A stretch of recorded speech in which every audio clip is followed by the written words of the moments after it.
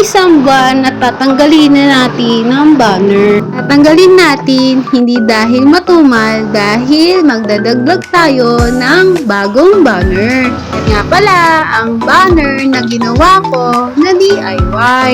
Gawa sa karton at sa pang-paint.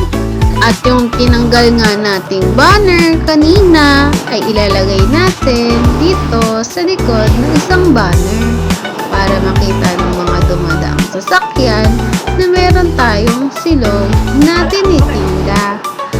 Harap likod para kitang-kita. Bale, may customer nga pala tayo dyan, nagsole ng bote.